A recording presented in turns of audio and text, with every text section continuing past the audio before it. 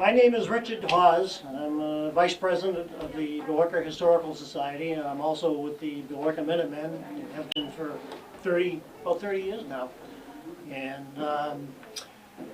we have an open house the first Sunday of every month, and we thought it would be nice if we kind of spun in the events of April 19, 1775 to this month's, and this is our first of the year open house, because Patriots Day is a fairly significant holiday especially for us that are into the hobby and into the history. This is a very important day in American history. And I'd like to talk a little bit about Billerica's part in it, and we don't know a lot of the intricate history of it, but we do know the basics of what happened, and I'll try and spin that into the overall story as well. And I won't make it too long. I didn't know I was going to be filmed today, so this is all off the top of my head. So if I'll let you know if I want to change something. But well, thank you. But this really begins on Monday the 18th, and on the 18th, the British were beginning to prepare to set out on an expedition to Concord, specifically because they knew that there were cannons there and they knew that there were arms being stored there.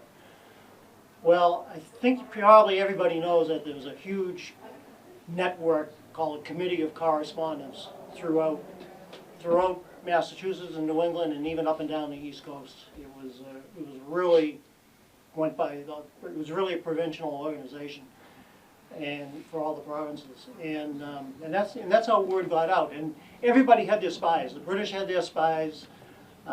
They knew what was going on in the towns. And we knew what was happening in Boston through our spies. And when I say spies, I mean this wasn't really cloak and dagger type stuff. I mean, there was one person who was a close associate and like a servant of General Gage, so he was in the household where the officers would talk and speak, and they figured it was a safe place to talk, but he'd pick up words and pick up phrases and pick up what was the British were about to do.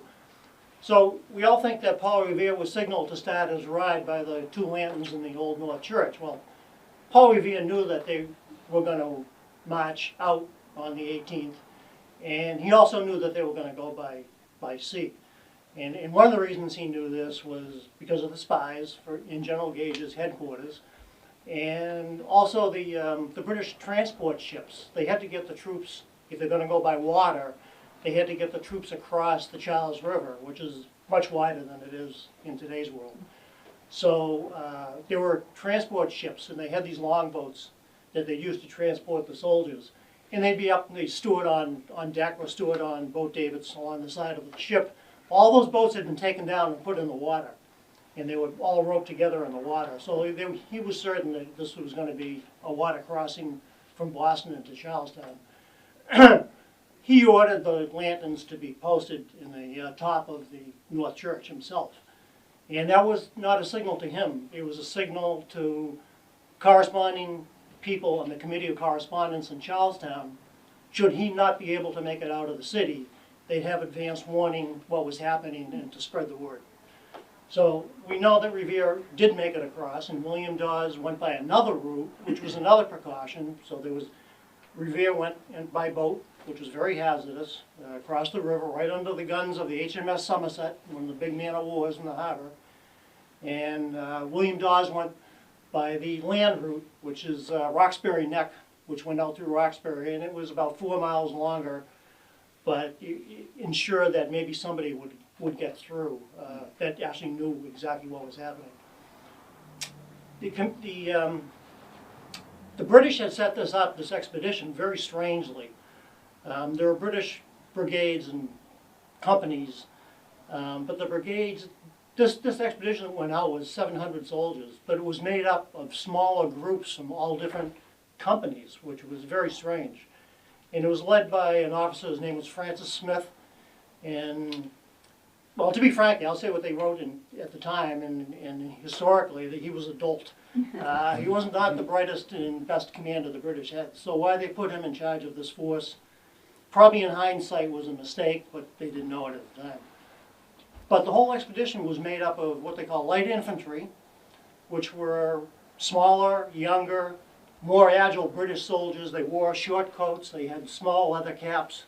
They weren't the regular infantry that wore the tricons like we wear.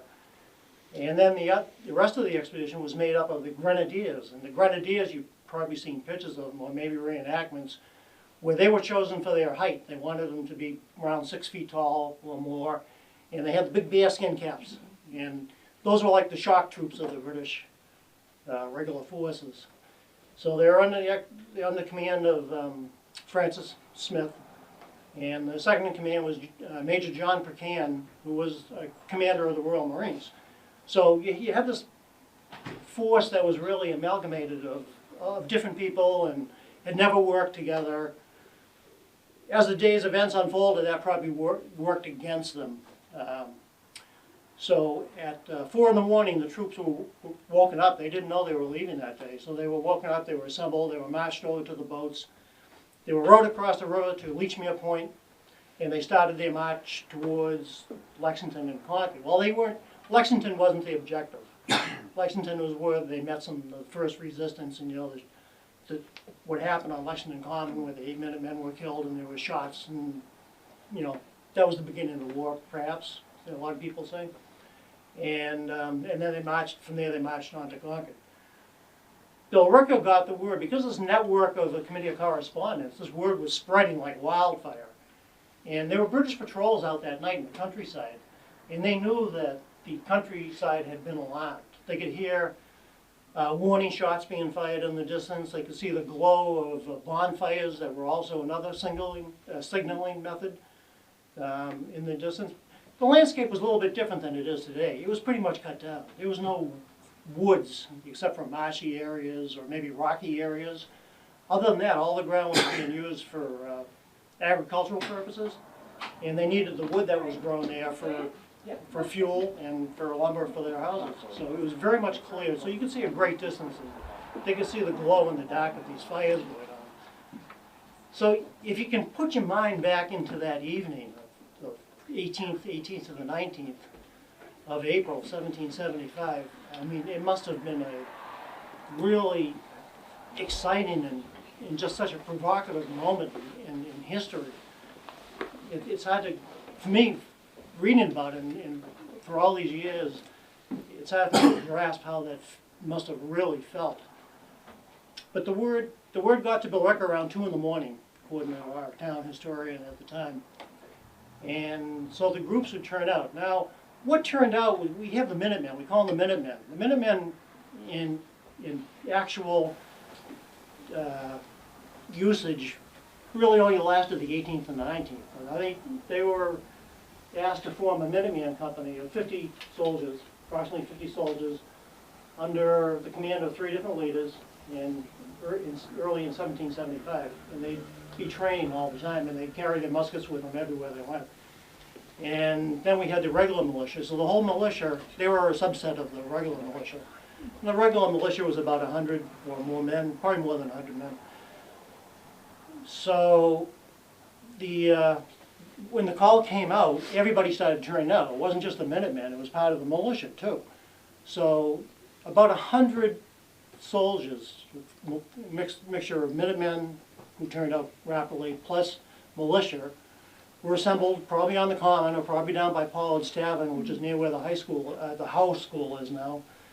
And they gathered, and we don't know what time they exactly left, but they left to march to Concord. They were getting feedback from these messengers and from citizens about what was going on. And they probably left around the time that they heard about shots fired in Lexington in the area, so they knew this was something serious probably as they marched off. And they would have marched right down this road. This road was called Bedford Road at the time. It was originally Bedford was part of Billerica, and it broke off from Billerica in 1729. And so it was then named Bedford Road because it went to Bedford, but at some time its original name was Concord Road because there was no Bedford, so this went to Concord. So at some point it reverted back to Concord Road. I'm not sure when that time was, but that's what happened. So anyways, they marched past this house right here. If you looked out the window on the early morning of April 19, 1775, you would have seen about 100 armed men marching off to to the fate of the country and to their own personal fates in the town of Concord. And they may not have even known where they were going when they left, because they get feedback along the way. But they ended up going to Miriam's Corner, because they had heard by the time while they were marching, they probably heard about what had happened at the bridge.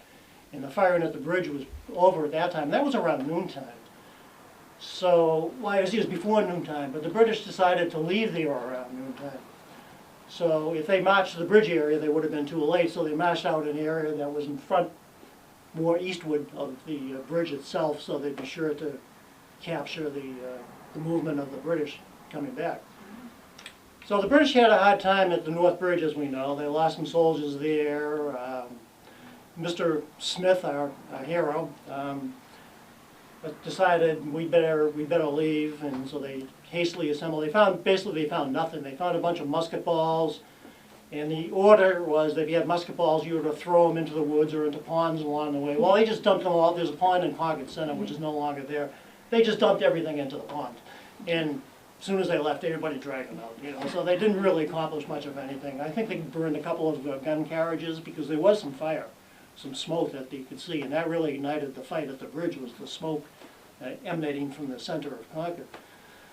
So, if you remember Concord, if you go from the bridge, if you go eastward from the bridge down the road that leads back to Boston, there's a high ridge on the left-hand side as you're heading east. And I think it's called Revolutionary Ridge, or sometimes it's called Patriots Ridge. But the Concord Minutemen and the Minutemen that fought at the bridge, and there are other companies there too. Companies all over were turning up. And they kind of paralleled the British forces. The British sent out their flanking troops, the light infantry, to kind of keep them back up on the ridge. But what happens at Miriam's Corner? Miriam's Corner, the ridge ends. The ridge comes down right back to flat land. There's the house which is still there, the Miriam house. And then there's a bridge just to the east of the Miriam house. There's a bridge that crosses a small creek. So the British had to call in all their flankers that were holding the Patriots back, and they had to bring in all their troops to get across the bridge to the east side of the bridge. Well, Billerica had got there first, and along with Woburn and Reading, and a lot of companies had gotten in that area first. That was the first. The end of the British column got to the bridge. The rear troops turned and fired at the colonists. They didn't hit anybody, as far as we know, in that exchange. But the colonists fired back with a massive fire. And that was probably the very first offensive operation of the war. Up until that point, some historians think that it could have been saved. Okay, it was a mistake. Some people died. Some things were done. But after that point, it was a point of no return. So Billerica was there in that exchange, and that exchange lasted as the British troops kept marching east. They would go down the road that you're familiar with today, which is now a national park. And they got down to a place called the Bloody Angle, where the road takes a left-hand turn, and it goes up, it kind of curls up around, and it meets Virginia Road. And that's right where the Hartwell Tavern is today, if you're familiar with the Hartwell Tavern. Well, that was the second place where the British met the militia from Billerica. And there was 8 British soldiers lost their lives at that area. And now there's still some controversy about what was really the Bloody Angle. Was it that particular corner of Virginia Road, or was it the corner down a little bit? But it's all in that general area. And that was the area where it got very woody, a lot of marsh in that area. And that's when the flankers were really started doing their job by going out. And some of the colonials had actually pushed so close to the road to get a good shot at the British that some of the British flanking troops got around behind them, and a lot of them were bayoneted or shot in that position. The town of Billerica had 2 people wounded that day. There's none that were killed that we know of. There's a little bit of controversy about a Minuteman whose name is Nathaniel Wyman. There are a lot of Wymans who lived on the southeast side of Billerica, and Burlington, as we know it today, was Woburn then. So in that area, there's a lot of Wymans. And there was also a Nathan Wyman that was reported killed at the Battle Road a little bit further on, down at the Bluffs in Lexington, whose name was Nathaniel Wyman. So, and they know from a tax record that he did live in Lexington for the prior 2 years. They don't know if he lived there in 1775 or not. We'll never know that, for example. But you may read some books and you say that Nathaniel Wyman was a Billerica Minuteman who was killed on Battle Road, but he was really with the Lexington Company. One of the things that happened, especially when Bedford was broken off from Billerica, and this was very common with a lot of the towns, was the Minutemen. There wasn't the chauvinism about the towns that there is today. So a lot of the Minutemen, if your house was on the side of town that was on the town line of another town, you may be a Minuteman in the other town, because that was closer for you to turn out. You know, it was the proximity of your house to where the rallying point was for the closest Minuteman company. So that would be the company that you belonged to.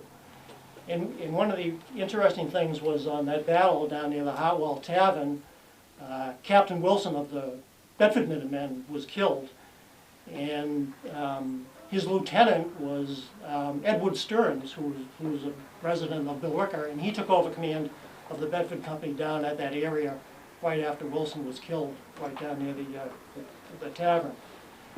And that area pretty much ended the participation of the Billerica Minutemen that day.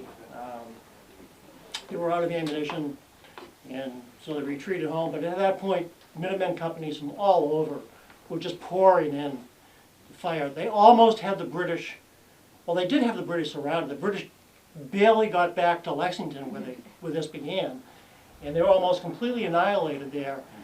This is like a movie, the cavalry rode over the hill. Lord Earl Percy's relief column, which had left about 9 o'clock in the morning, caught up with them, and he had 2 field pieces, 2 artillery pieces. And as these soldiers that were hungry, thirsty, they were just running out of ammunition, they were on their last legs, were greeted by this column of 1,000 fresh troops.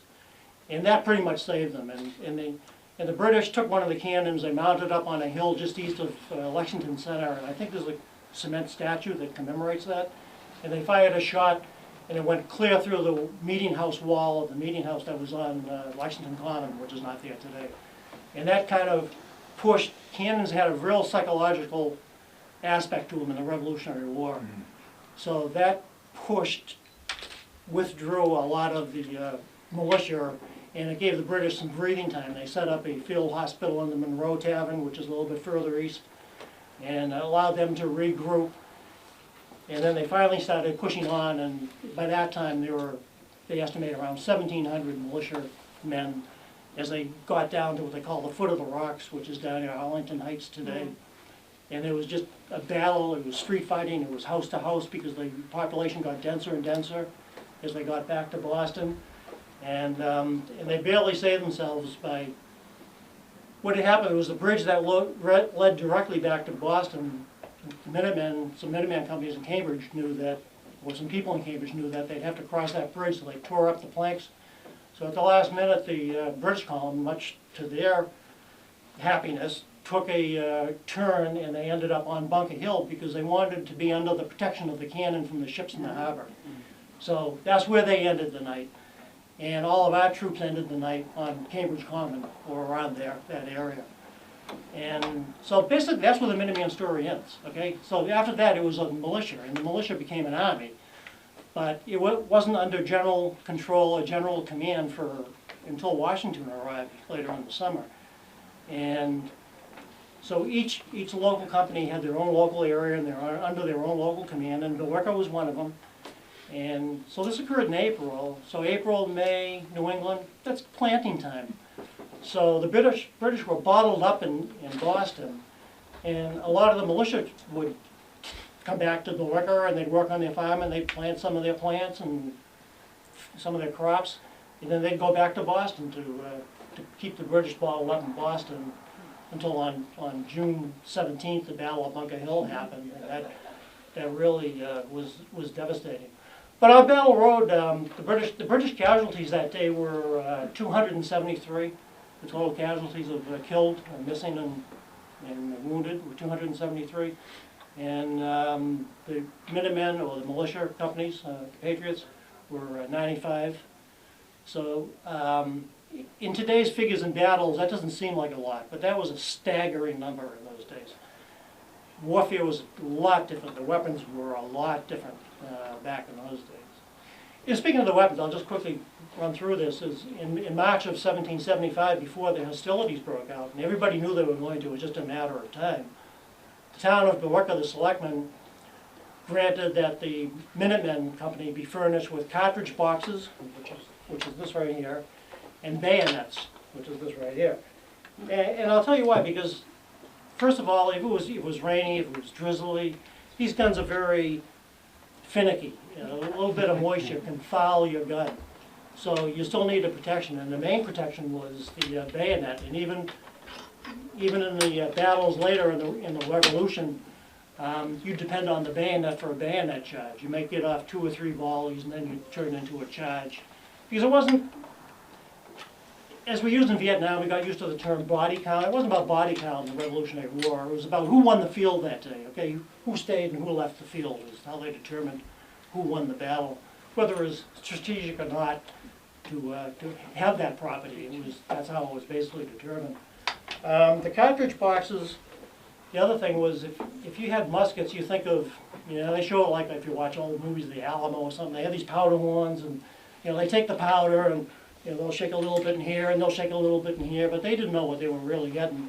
A cartridge gave you a big advantage because it had the powder and it had the ball all in one, and the paper that it was wrapped in could be used as the wadding. So you start off by pouring a little bit of powder into the open pan of the musket, you close the pan, you pour the rest of the powder down the barrel, then the ball would roll down the barrel, and then you take the wad of paper and you push that in, and then you ram it all down with the ramrod so it doesn't fall out, and it compresses the powder so you get a more explosive force. This is the ramrod. So you have to go through this whole exercise, but it was a lot better than trying to do it with loose ball and loose powder.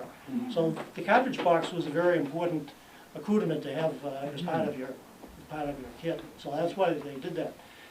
In the selectmen in the town, I use the word selectmen, it's not popular today, but it's historically correct. The selectmen in the town also voted after April 19th.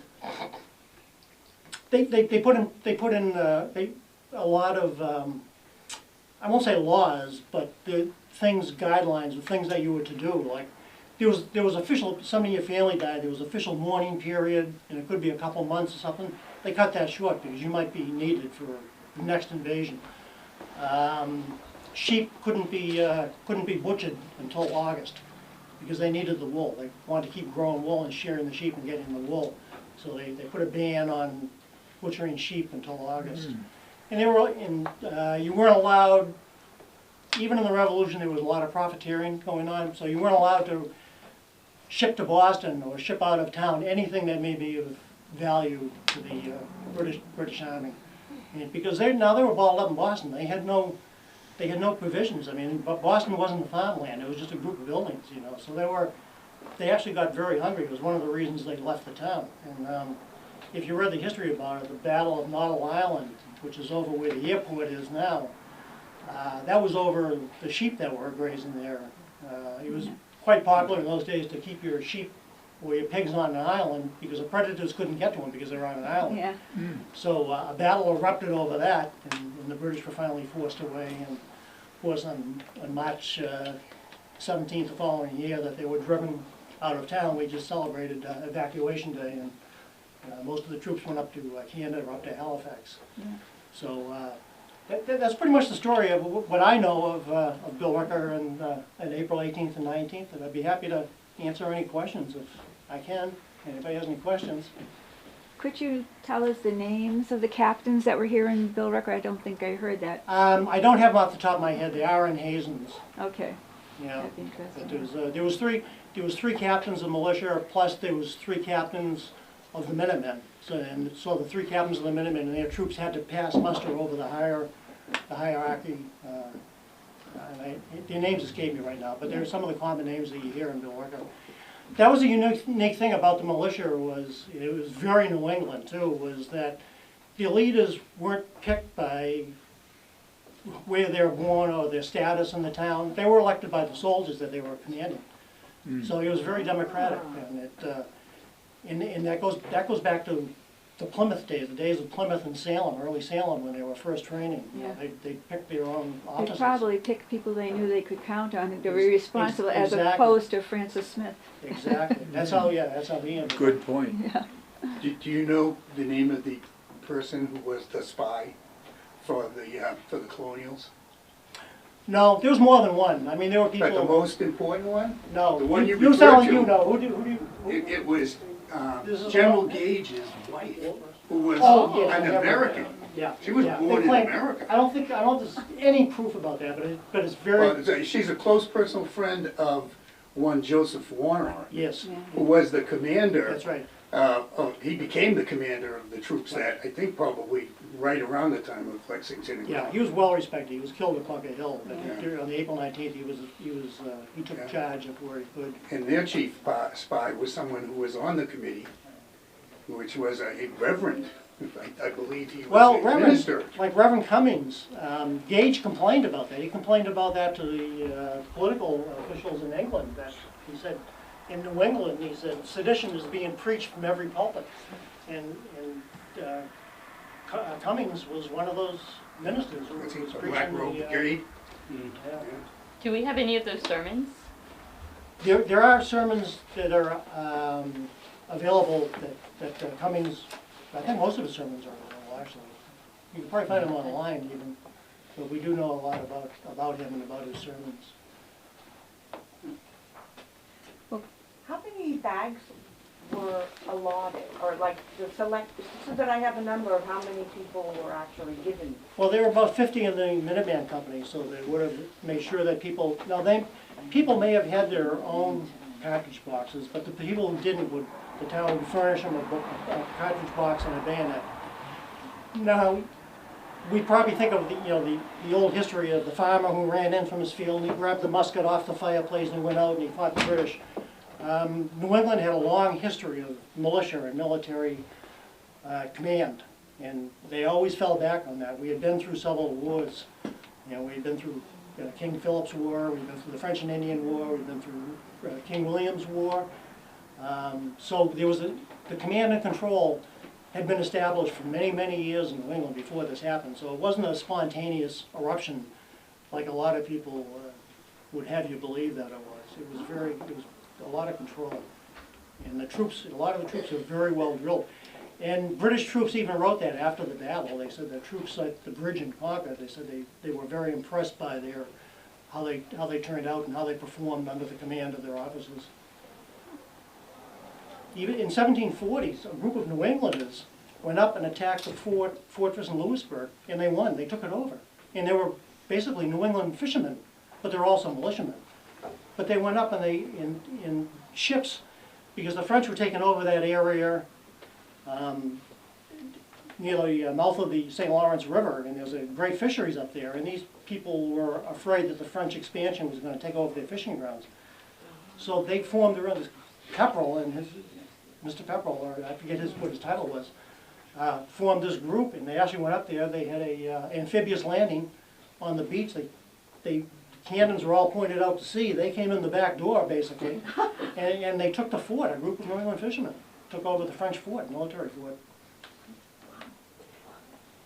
So there's a lot of military history before the Revolution that really came into play that day.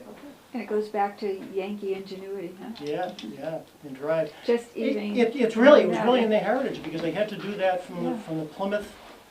I've studied the era of Plymouth and the first formalized militia organization in Salem, and they really started then. It was in the 1630s. So. I guess the whole thing, when you think about it, just settling here in New England, they had to be self-sufficient and They did. ingenious and There was no make their laws. right. You couldn't just go the to a Mayflower Home Compact Depot or was something like yeah, that, so you had to figure it out. Very important. Yeah. In the It's early great. days, especially about the time that this town was being founded, every family was required to have a rifle, and every child or every boy over a certain age was 16 to required 60. to know how to use it. You had to be in the militia. Everyone 16 to 60 had to be in the militia, and they'd have 1 month training, 1 day a month training. Yeah, I was going to ask you about the bayonet mount on the gun. Wouldn't have been on a squirrel gun. No, Or, that's you why, know, so they yeah, had to have that's why the military. military muskets were much more important. Yeah. And a lot of people had them because of the previous wars. You know. And when you take your bayonet out again, there's a real important function of your bayonet Yeah. that So it's- in these it's a in these tr- it's a battles, Trilobe. if you saw 6,000 men coming at you, all with those long bayonets, all gleaming, they were required to keep them shining. Well, you see how it has a triangular shape too, Yeah. so it really opened a wound. It wasn't like a slice, like a scalpel, it would open a wound that would be hard to heal. But to your point about them, the winner of the battle is the one that took the field. Yeah, Those bayonets scared most people off the field. yeah, a good They- bayonet charge, When you saw 6,000 of those all shining, glistening in the sun, it was all deliberate, yeah, and there was no reason to have a bayonet that long. You yeah. know, other than it scared the bejesus out of anybody that was, you know, going to be on the receiving end of one of those. So did the Except for you British could get also closer. have the You didn't have to get so Yes. close. That's Right. also, yeah. And when did But think about the that bayonets come of to World War II. I always war. thought they were flat. They were way No, shorter no, than they're not. that. I don't know, as far as I know, that's the way that they've been, you know, I mean, if you go with military weapons, you can go back to the pikes. They had pikes before the evolution of the advent of the musket. They trained with these pikes that were 10 feet tall. And that reflected in the British commands. Now, the British Army, at the beginning of the Revolution, was still using those commands. If I can remember it, and they were very complicated and very time-consuming, which worked against the British on a lot of occasions. It was like for you to put your musket on the ground. There's a command to do that. You know, what a firelock, and you 1, 2, 3, 4, 5. It would take 5 steps for you to do that. The colonials simplified that. It was, you know, what a firelock, 1, 2. So they actually took and they simplified the order of commands that the British were still using. And it all relates back to the use of these 10-foot pikes, that they had to actually do those kind of steps in order to keep the pike from falling over. And they just never really changed it. It became tradition, you know, English tradition. I like how you use the analogy of Vietnam as to the colonials. Of course, the Vietnamese were fighting for their homeland. They used a lot of that same warfare in the modern era and fought for their homeland, and they were successful in the end against the French first, and then That's right. the Americans and all the people. But fighting for your own property and your own. Yeah, it makes a difference. It matters. Psychologically, it's a big difference. Thank you, and it's wonderful talk, and Oh, thank you. Yeah. appreciate the Billerica Minutemen and the Billerica Historical Society. Thank you, George. Yes. And here's the kitchen. We're coming out to the other room. And this is the Clara Sexton House, which the Historical Society maintains and owns, I believe. Excellent speech talk. And here's the kitchen here. And there's Potbelly stove, and there's Richard. He was tarred and feathered how many times in the minute? Oh, an awful lot of times. An awful lot of times. Yeah. We really appreciate it, and we have to get our encampments back for the Yankee Doodle weekend. Monday. I'm just going to take this, see what's going on out here. The guy's got it. Oh, sorry. Today is it. Everybody's We haven't done cooking. enough for ages since Oh boy. because of weather or because of. So I can't see that well, but this is what the average Minuteman would carry. Yeah, so this is everything that on April 19th, a member of the Billerica militia or militiamen would have been required to carry in their backpacks when they marched to Concord. Yes. I mean, march to Concord. And so if you had a sword, there's a sword there, Yep. and your powder keg. Yeah. Well, so we have a powder horn. Yep. So in March of 1775, the town of Billerica had ordered all of the militia Minutemen to be fitted with bayonets, but they hadn't been made yet. Yes. So the order was for them, those who didn't have a bayonet, were to carry some sort of sidearm, so either a hatchet or a short sword. Yes. So that's what this is. This is a short sword. Right. And then everyone was required to carry a cartridge pouch. So this holds 22 rounds. Right. Paper cartridges that included a musket ball. and then they would be encouraged to carry extra rounds and powder in a powder horn. Yep, which I is see what it. I see. I got that it. is. Yep. And then some other items that they were required to carry is a canteen. Obviously, they were aware of hydration, of staying hydrated. Right. At that time, so everyone was required to carry a canteen. So this is called a cheese box canteen. What was that made out of? Wood. Yes. Yep. And then a cord that they would wear over their shoulder. And then in the bag, in their backpack, which they were required to carry, they would carry extra items such as extra stockings, food. So on April 19th, everyone was issued like a loaf of bread. And then an extra shirt. And then they would have small trinkets such as a bowl with probably a pocket knife and spoon. Yep. And then once they returned from battles of Lexington and Concord, and they chose to march to Boston, the men would carry some extra items. So this is called a workman's cap, so that you would wear while you're doing fatigue duty. So this is made out of linen. This is called a Monmouth cap for cold weather. Right. And then we have to help kill time when they weren't on duty. Cards? Cards, because even though, so the cards at the time, they didn't have numbers. Interesting. Not everyone was as literate. Yes. Very literate. Yeah. But So you said the cards were how because they weren't literate? so they didn't have the numbers on Oh, them. they didn't have the numbers Yeah. on. So in other words, how? So lower there was class, two. upper class there people was were. 2 and 3 or 4 Yeah. symbols on Yep. it. Yep. Spades, clubs, hearts, and Yep. diamonds. And then they were required to do their own repairs on their clothing. Right. So a lot of the militiamen carried what we would call Sorry, housewife. I can't Yeah, zoom I'll come in. I closer can't to see. it. No, I think I'm getting it. You're Yeah. fine. But the sun's here, and I'm hoping for the viewers at home So this is a housewife, so it holds that items they call it a for- housewife. Interesting. So you have needles, Yep.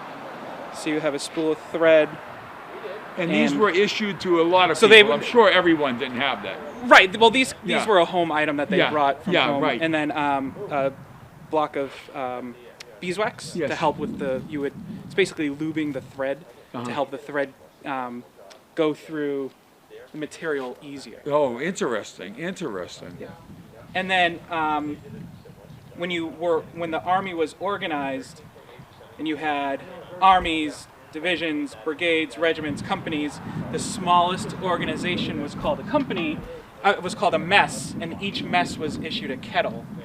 So this is how you did all of your cooking, and the mess was typically 6 to 8 guys, men, Right. and they would be given rations, and they would do all their cooking in a single kettle. So the mess that kettle was given not to everyone. Not to everyone, no. So the mess for the mess guys. The Correct. Group. Yeah. Yep, just like a tent. So Yeah. not every man had his own tent, and not every man had his own kettle. You were broken down into groups of usually 6 to 8, and and you had a designated mess officer who was responsible for the cooking. And then when it came to sleeping, everybody would share. So blankets were also an item that was required. Right. So Very this important. is actually a period correct. I think this blanket is, it's probably say late 1800s, but you can. But every man was required to have a blanket. And then when it came to sleeping, everybody would just pool their blankets together, and in cold weather they would basically spoon together right. to keep body heat. Yeah. Nobody wants to freeze. And if you were lucky to have a tent, you would sleep in a tent. If you were on campaign, which means you were constantly marching from one place to another, usually the wagons that carried all the tents were miles behind the regular army. So you would either just sleep on the ground, or if you knew you were going to be there for a couple of days at this particular location, you would cut trees down or whatever and build a shelter. Or just sleep on the ground if the weather was good. And your rifle, is that a carbine rifle? No, so this is called a Fowler. So whereas a Brown Bess was a military issued item, Yes. a Fowler was a hunting Okay. tool. So it's not, you wouldn't even call it a weapon, you would call it a tool, survival tool. Right. So it was used specifically for hunting, and rather than a solid ball, you would shoot pellets, bird shot, and they were very common in this time period. But because in 1775 militiamen used whatever they could get their hands on, so if you weren't capable of obtaining a brown bess musket, most had Fowlers, so they weren't rifled. Right. Rifles weren't a thing in New England. You saw those more in Pennsylvania and the South.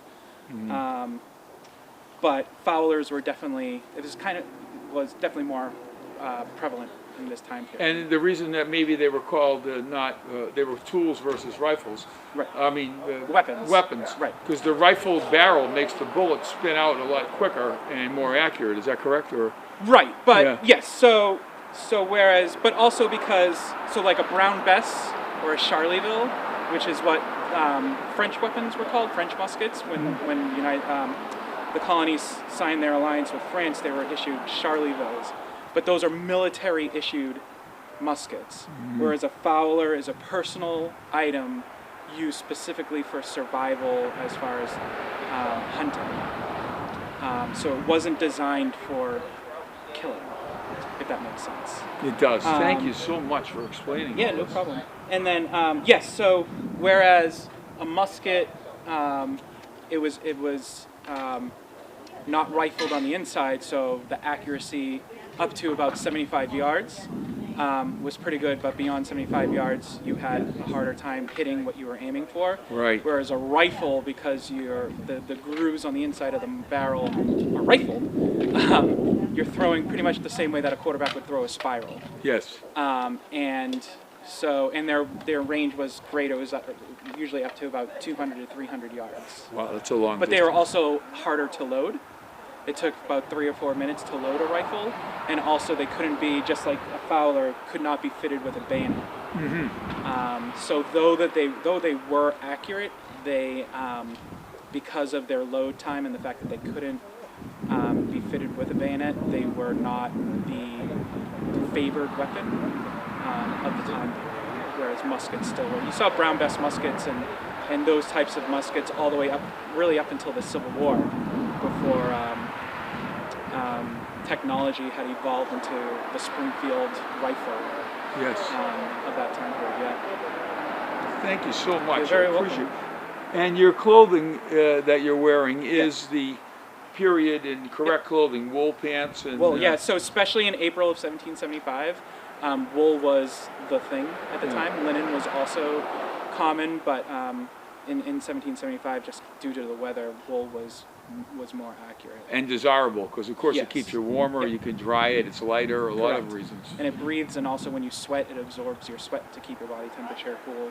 So when you guys had dinner, I can smell it over here, and the Minutemen are having their lunch over here, and it certainly smells good. Was it a basic dinner that they had? I mean, Well, it depends. So, like at home, it was. I mean, yeah. Whatever you were eating at home is whatever was in season at the time. But on the road, you'd But have to on find. campaign, you were issued, stores of provisions was harder to get. So, you would be issued flour to make fire cakes. It's like flour and water. Whatever vegetables could be obtained, whatever meat could be obtained, chickens, poultry or beef or pork, whatever was available.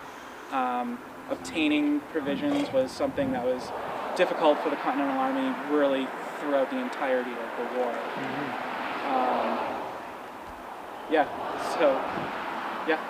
And also, it takes a while to cook. You got to set up a camp. It's Right. hard to. Yeah. Was the bread that they gave, was that called hardtack? Yep, hardtack was a thing at the time. And the reason it was called hardtack is that the bread got stale. Is that correct?